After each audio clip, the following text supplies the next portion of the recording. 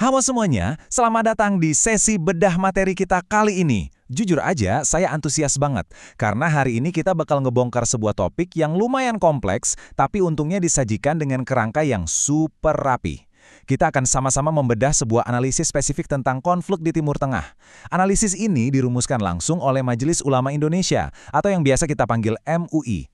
Nanti kita bakal lihat gimana pola konflik yang dari luar kelihatan membingungkan banget, ternyata punya akar masalah yang sangat jelas kalau kita tahu harus lihat kemana. Oke, langsung aja kita mulai. Pernah nggak sih kalian baca berita terus mikir, kenapa ya konflik sektarian di Timur Tengah ini kayak muter-muter aja di siklus yang sama, seolah nggak ada ujungnya? Ini tuh pertanyaan mendasar yang sering banget bikin para pengamat geopolitik garuk-garuk kepala. Nah, tapi hari ini kita nggak bakal ngelihat isu ini dari kacamata militer atau intervensi asing, melainkan dari sudut pandang sosial keagamaan dan struktur masyarakatnya itu sendiri. Buat ngejawab pertanyaan gede tadi, kita bakal ngerujuk ke pemaparan KH Muhyiddin Junaidi. Beliau ini adalah Wakil Ketua Dewan Pertimbangan MUI Pusat. Beliau punya satu tesis yang lugas banget nih. Menurut pengamatan beliau, rentetan konflik ini tuh bukan kejadian acak yang tiba-tiba meledak gitu aja. Ada 3 faktor spesifik atau 3 pilar utama yang selalu berulang dan jadi motor penggerak di balik isu sektarian ini. Nah, ini dia peta jalan kita buat hari ini. Pertama, kita bahas konflik Timur Tengah dan MUI. Kedua, faktor pertama yaitu modal murah. Ketiga, faktor kedua yaitu krisis pendidikan. Keempat, soal musuh bersama yakni kemiskinan dan kebodohan. Kelima, faktor ketiga yaitu fanatisme golongan. Dan kita tutup dengan tantangan mengatasi isu sektarian. Yuk kita mulai. Masuk ke bagian pertama, konflik Timur Tengah dan MUI. Kita lihat dulu dari mana asal-usul analisis ini. Sebagai konteks, semua poin yang mau kita urai hari ini bersumber langsung dari siaran berjudul Live Focus, Isu-Isu Sektarian dalam Pergolakan Dunia Islam. Acara ini tayang di kanal YouTube UIJ Official pada 26 April 2026.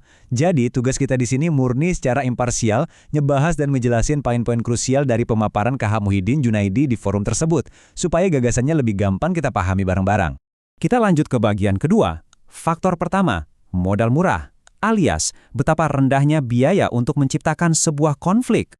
Nah, bagian ini menurut saya menarik banget. Biasanya kan kalau kita mikirin konflik bersenjata, yang kebayang tuh deretan tank atau rudal yang harganya bisa triliunan rupiah kan? Tapi ironisnya, menurut analisis ini, isu sektarian itu justru alat penghancur dengan modal yang paling murah. Kenapa bisa gitu? Karena sentimen ini tuh gampang banget disulut. Caranya ya dengan manfaatin perbedaan mazhab yang memang secara historis udah ada. Tinggal korek-korek dikit perbedaan ini, umat yang tadinya rukun jadi gampang banget diadu domba. Nggak butuh dana militer besar buat mulai ribut, cukup mainin sentimen kelompok dan boom, api konflik langsung nyala. Terus pertanyaannya, kenapa taktik modal murah ini bisa seefektif itu? Ini bawa kita ke bagian ketiga. Faktor kedua, krisis pendidikan dan kerentanan akibat kebodohan.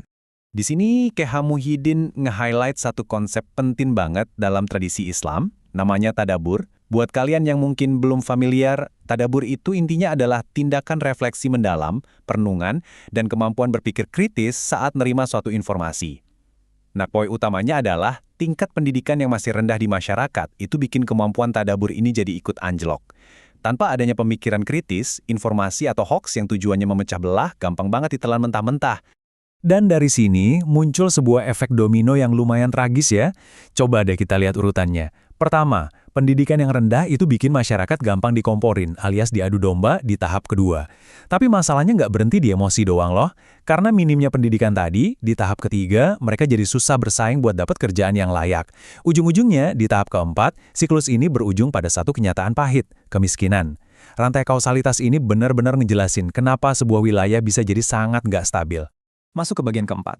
Musuh bersama, kemiskinan dan kebodohan, mari kita identifikasi ancaman nyatanya. Jadi, kalau kita tarik garis merahnya, poin krusialnya tuh ini, musuh utama mereka sebenarnya bukanlah kelompok agama lain atau mazhab tetangga. Musuh utamanya atau common enemy yang sebenarnya adalah kemiskinan, kebodohan, dan keterbelakangan. Analisis MUI ini nekanin banget kalau masyarakat yang terjebak di kondisi fakir miskin itu otomatis jadi sangat rentan. Ini ibarat blind spot atau titik buta yang benar-benar ngebahayain keamanan seluruh komunitas. Dan yang bikin miris dari perspektif MUI ini, kelemahan sosial ekonomi tadi tuh nggak terjadi di ruang hampa. Kerentanan kaya kemiskinan dan kebodohan ini secara aktif dieksploitasi sama pihak-pihak luar yang pengen bikin ricuh terus-terusan. Kegagalan membangun masyarakat yang sejahtera ini pada akhirnya dijadikan senjata, di mana orang-orang dari beda kelompok malah didorong buat saling menyesatkan, bahkan sampai saling mengkafirkan satu sama lain. Sekarang kita sampai di puncaknya. Bagian kelima, faktor ketiga, yaitu fanatisme golongan sebagai penghalang psikologis. Nah, ada istilah bahasa Arab yang spesifik banget buat ngegambarin hal ini, yaitu ananiyah ta'ifiyah. Artinya, kurang lebih adalah egoisme sektarian, atau fanatisme yang udah tahap ekstrim banget terhadap kelompoknya sendiri. Ini tuh semacam tembok psikologis tebal yang nutup semua pintu dialog. Kalau ananiyah ta'ifiyah ini udah mengakar, logika sama objektivitas udah lewat deh. Nggak akan mempan lagi buat mereka yang udah terlanjur terseret konflik. Perbandingan ini ngena banget sih ngebongkar apa yang ada di pikiran masyarakat yang lagi terbelah. Egoisme sektarian ini bikin orang jadi berat sebelah. Mereka bakal naruh kepentingan organisasi atau mazhabnya jauh di atas kebenaran objektif itu sendiri. Muncul semacam ilusi kalau pola pikir mereka lah yang paling absolut. Akibatnya apa? Yang mencari kebenaran itu prioritasnya jadi nomor 2, kalah sama dorongan buta untuk ngebela identitas kelompoknya. Bagian ke-6, tantangan mengatasi isu sektarian. Kita bakal bahas gimana cara memutus siklus ini. Oke, sebelum selesai, mari kita rekap sebentar ya 3 faktor dari diagnosis MUI tadi. Pertama, gampangnya mengeksploitasi perbedaan karena itu ibarat bahan bakar konflik yang super murah. Kedua, bahan bakar ini gampang banget disulut gara-gara krisis pendidikan yang ujung-ujungnya ngelahirin kemiskinan. Dan ketiga, semuanya dikunci rapat-rapat sama fanatisme kelompok yang buta. Teman-teman bisa lihat jelas kan sekarang gimana satu kelemahan tuh mulus banget ngasih makan kelemahan berikutnya, bikin siklus setan yang nggak ada habisnya. Sebagai penutup, saya mau ninggalin satu pemikiran buat bahan renungan kita bareng.